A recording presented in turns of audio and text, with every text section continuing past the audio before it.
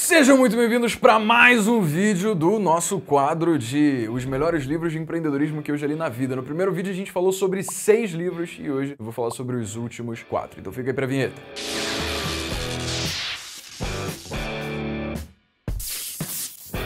Mas antes de começar, já deixa o seu gostei aqui embaixo, porque a minha intenção é levar esse conteúdo que tem o potencial de agregar para tanta gente. Então, se pode agregar você, pode ser que agregue para mais pessoas também. Então, deixa o like aqui pra gente criar uma corrente e levar esse vídeo para muita gente ainda, beleza? Obrigado! E o primeiro livro dessa nossa segunda parte da lista se chama Paixão por Vencer. Ele foi escrito por Jack Welch, que foi o CEO da General Electric, transformando a empresa quando ele assumiu a gestão, partindo de um faturamento de 14 bilhões de dólares para quando ele se aposentou 400 bilhões. O cara foi eleito pelo Forbes como o maior CEO do século XX e ele traz nesse livro basicamente uma obra-prima sobre cultura organizacional. O Jack Welch compila nessa obra basicamente toda a metodologia que ele usa para classificar os funcionários dentro de uma empresa. Isso vai muito além do que somente falar sobre missão, visão, valores. Cultura é também você saber lidar com uma pessoa no olho do olho. É você saber como uma pessoa fez alguma coisa de certo e você comemorar as pequenas vitórias. É você conseguir dar um feedback construtivo quando você vê algo que pode melhorar também. Inclusive, uma das coisas que o Jack Welch mais fala nesse livro é sobre franqueza. Numa cultura onde franqueza é implementada, a gente acaba conhecendo um modelo onde pessoas sempre estão cientes da sua performance. Ou seja, se acontecer de, por exemplo, uma pessoa não estar performando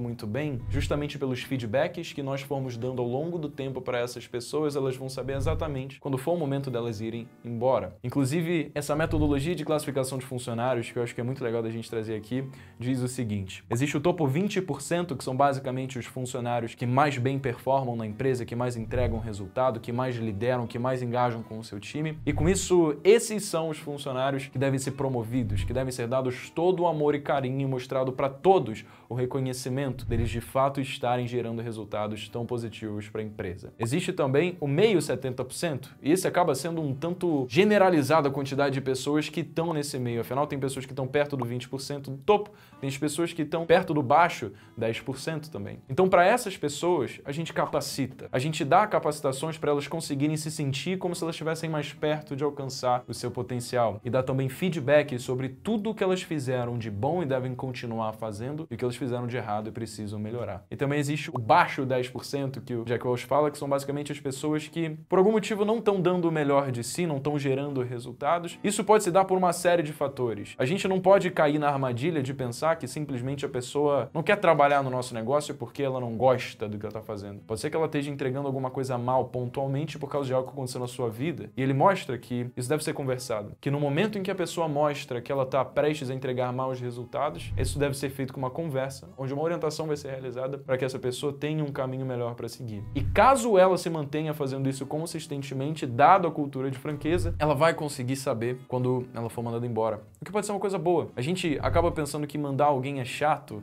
Inclusive o Jack Welch mostra o passo a passo de como você poderia fazer isso. Só que, às vezes, é uma coisa boa. Porque mandar uma pessoa que não está gerando resultado embora pode ser uma oportunidade para essa pessoa agora encontrar um lugar onde ela vai estar muito mais realizado, vai encontrar pessoas que ela se identifica mais e uma missão, uma paixão em criar algo novo com alguma outra empresa que possivelmente faça o seu olho brilhar. O segundo livro dessa lista é esse aqui, o Nada Easy, escrito pelo Thales Gomes. O Thales é um cara sensacional, ele foi CEO da Easy Taxi, hoje ele está com Gestão 4.0. Esse livro é um baita de um guia para o empreendedor iniciante, porque ele elucida conceitos que para a maior parte das pessoas seriam absolutamente fora da sua realidade. Ele consegue compilar e trazer de forma didática, fácil de mastigar, contando vários exemplos sobre a vida dele, de quando ele trabalhou no Ortobon, ele conta a história de como ele teve que superar a perda dos pais, morando com seus avós também, sempre trazendo ensinamentos de empreendedorismo ao longo desse caminho. Então ele também te imune com um passo a passo de como, por exemplo, você vai fazer um MVP. Desde o momento em que você tem a vontade de empreender, até quando você tem uma ideia do que você vai fazer e como você valida essa ideia no mercado, até enfim criar um negócio em volta dela. Isso aqui fica muito claro nessa leitura. Só que ele vai muito além. Um dos principais diferenciais desse livro foi a riqueza de fontes que ele traz para quando a gente, por exemplo, quiser prospectar diferentes informações. Vamos dizer que você tem a ideia de criar uma loja de roupa e você quer saber como é que o mercado de roupas funciona no Brasil. Então ele dá fontes de pesquisa como o site Statista, Our World in Data, que são justamente fontes de informação que a gente pode ser cada cadastrar para conseguir obter essas informações, implementar no nosso negócio e conseguir, assim, ter senso crítico para saber o que fazer com ele. Então, é um livro riquíssimo e ele também mostra a importância da gente saber lidar muito bem com o nosso cliente, conseguindo mensurar isso através de um conceito chamado de NPS, que é o Net Promoter Score, onde você basicamente pega a quantidade de clientes que são promotores, ou que falam muito bem do seu negócio, diminuindo a quantidade de detratores, e a nota resultante que sobrar vai ser o quão bom o seu negócio está percebido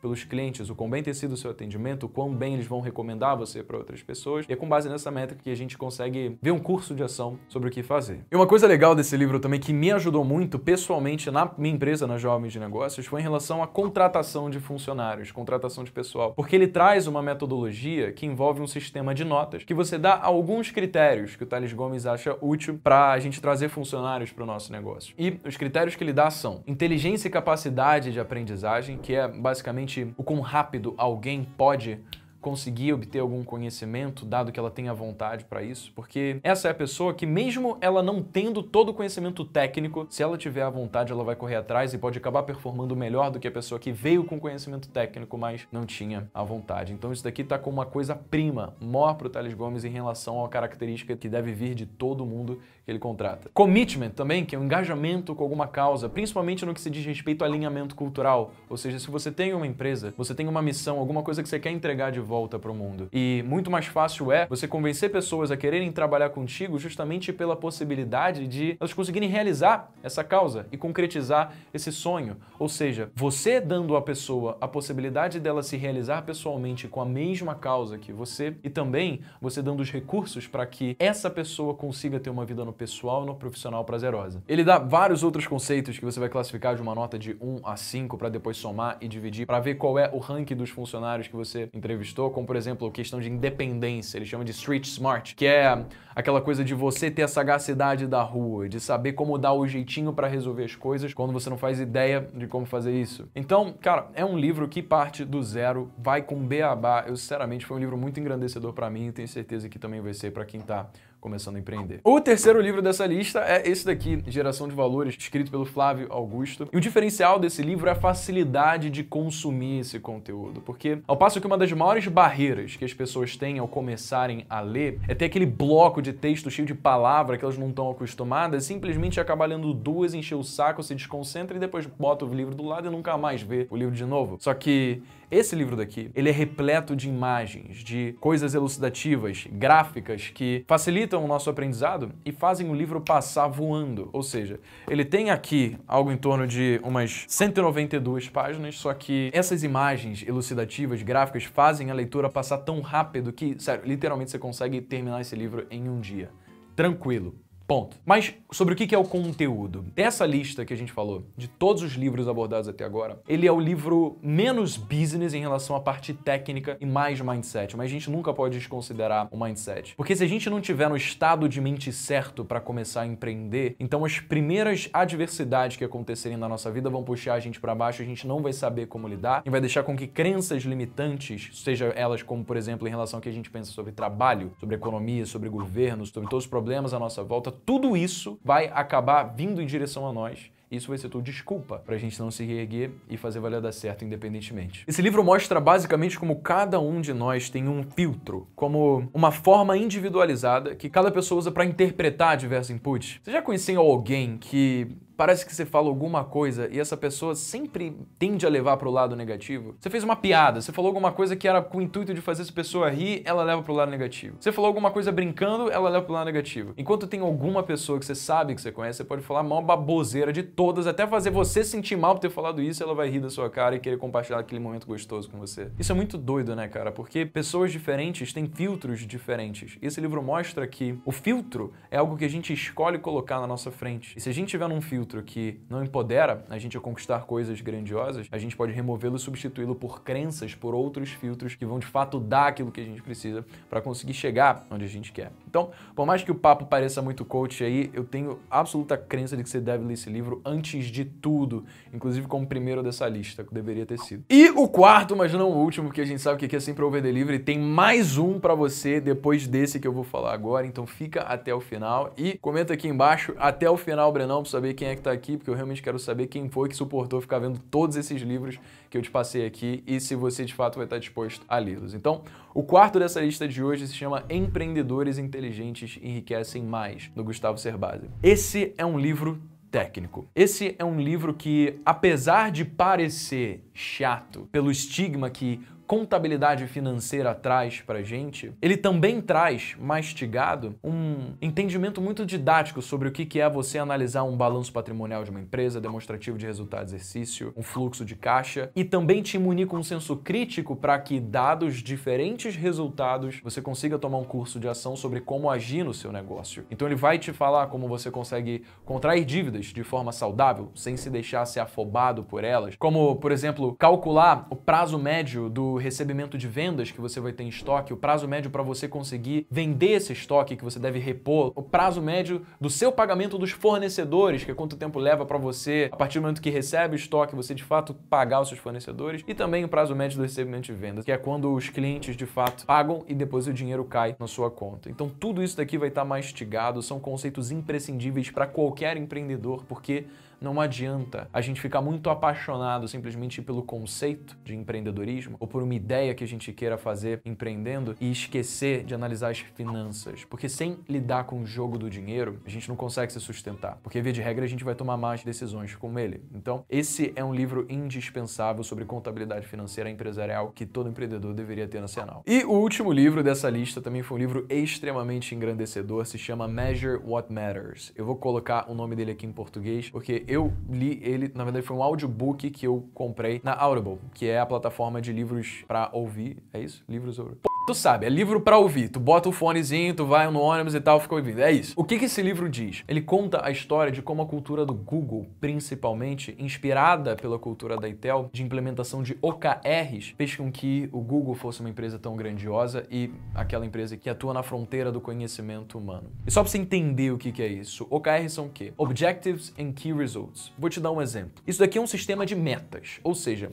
todo mundo dentro da sua empresa, como é no Google, deve ter metas trimestrais e metas anuais, por meio de OKRs. Vamos dizer que você quer aumentar o seu lucro líquido em 10%. Vamos lá, então esse é o seu objective, é o seu objetivo. Você quer aumentar o seu lucro líquido em 10% numa quantidade X de tempo e isso daqui é importante para o seu negócio por causa disso, disso. Isso é um objective. Quais são os key results? Como você vai conseguir concretizar esse objective? Então, por exemplo, você quer aumentar o seu lucro líquido em 10%, você precisa reduzir o seu CAC, que é o seu custo de aquisição do cliente. Você precisa aumentar o seu LTV, que é o Lifetime Value, é o quanto de dinheiro durante o tempo de vida interagindo com o seu negócio o cliente vai gerar para você. Você pode também querer cortar custos operacionais, porque assim você aumenta a sua margem e com isso o resultado final é que você cumprindo todos esses Key Results, o seu objective vai ser cumprido. Ah, mas aí você simplesmente coloca o objetivo, como você vai alcançar lá e é isso. Não, existe uma metodologia. Essa metodologia se chama de modelo SMART. SMART é basicamente o seguinte: S para específico, M para mensurável,